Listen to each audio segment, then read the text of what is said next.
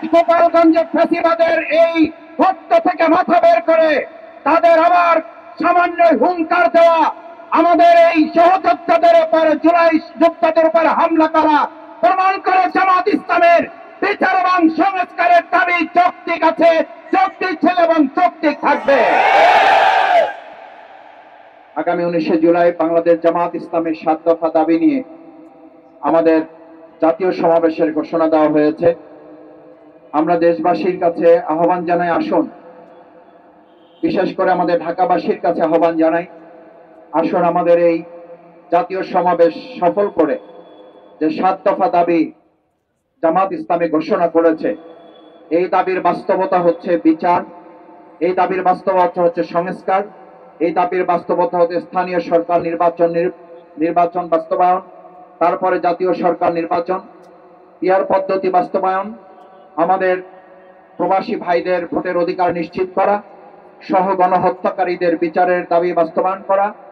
বাংলাদেশ জামাত ইসলামী যে বিচার এবং সংস্কারের দাবিতে সোচ্চার, আজকের এই দিনে বিশেষ করে এই 16 জুলাই শহীদ আবু সাইদ সহ যে সমস্ত আন্দোলনকারীরা আজকের এই দিনে ভূমিকা পালন করেছে, জাতীয়ভাবে আজকে রাষ্ট্রীয় শোক দিবস পালিত হচ্ছে। একই সাথে আপনারা ইতিমধ্যে শুনেছেন গোপালগঞ্জে এনসিপির যে পদযাত্রা ছিল, সেই পদযাত্রায় আওয়ামী ফ্যাসিবাদের লুকিয়ে থাকা চোরের মতো, ডাকাতদের মতো, লুটেরাদের মতো যারা লুকিয়ে থেকে সেখানে এনসিপির পদযাত্রায় ন্যাক্কারজনকভাবে হামলা চালিয়েছে, আমরা তার তীব্র নিন্দা এবং প্রতিবাদ জানাচ্ছি।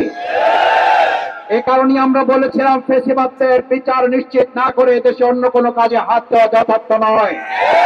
এ কারণে আমরা বলেছিলাম একটা যথার্থ সংস্কার ছাড়া শুধু নির্বাচন করা যথার্থ নয়।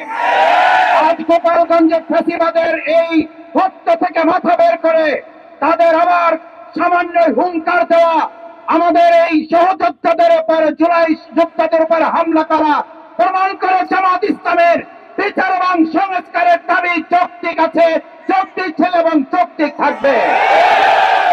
এই জন্য আসুন আমরা আগামী 19 জুলাইয়ের জাতীয় সমাবেশ বাস্তবায়নের মধ্য দিয়ে ফ্যাসিবাদের লুকিয়ে থাকা দোষরদের শেষ চিহ্নটুকু আমরা মাটির সাথে মিশিয়ে না দেওয়া পর্যন্ত আমাদের আন্দোলন থামবে না। ততক্ষণ পর্যন্ত নির্বাচন সুষ্ঠু হতে পারে না। এই ফ্যাসিবাদের দোষরদের একটা বীজ যতক্ষণ থাকবে, এই দেশের মানুষকে তারা শান্তিতে থাকতে দেবে না। আজ গোপালগঞ্জে আমাদের জুলাইয়ের সহযোদ্ধারা শুধু অবরুদ্ধ নয়, আজ বলতে হবে তারা ন্যাক্কারজনক ভাবে গোটা বাংলাদেশকে অবরুদ্ধ করার দুঃসাহস দেখিয়েছে।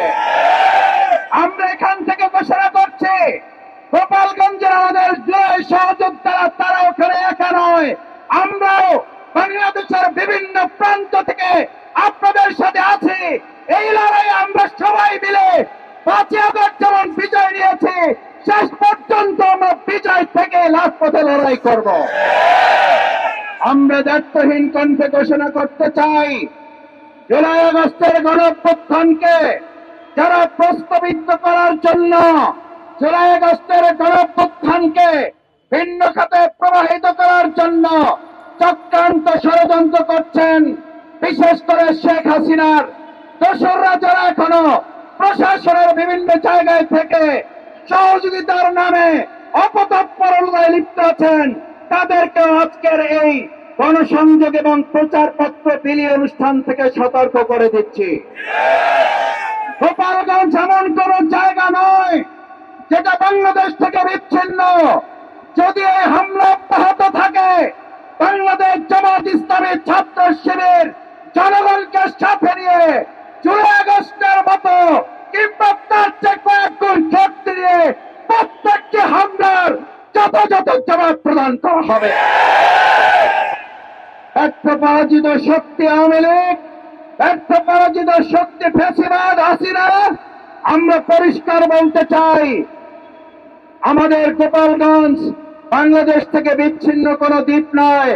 ওখানের গর্ত থেকে মাথা বের করেছেন, বাংলাদেশের প্রত্যেকটি গর্ত যেমন বন্ধ হয়েছে, সর্বশেষ গোপালগঞ্জের গর্তের ফুটো বন্ধ করেই চূড়ান্ত বিচার ঘোষণা দেওয়া হবে।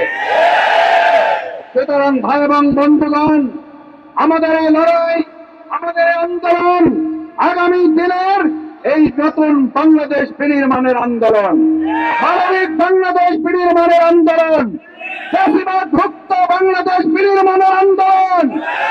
এই আন্দোলনে আমরা এখানে যারা এক হয়েছি, ভবিষ্যতে ঐক্যবদ্ধ আন্দোলনের মাধ্যমে আওয়ামী ফ্যাসিবাদের চূড়ান্ত পতন নিশ্চিত না করে আমরা কেউ ঘরে ফিরে যাব না।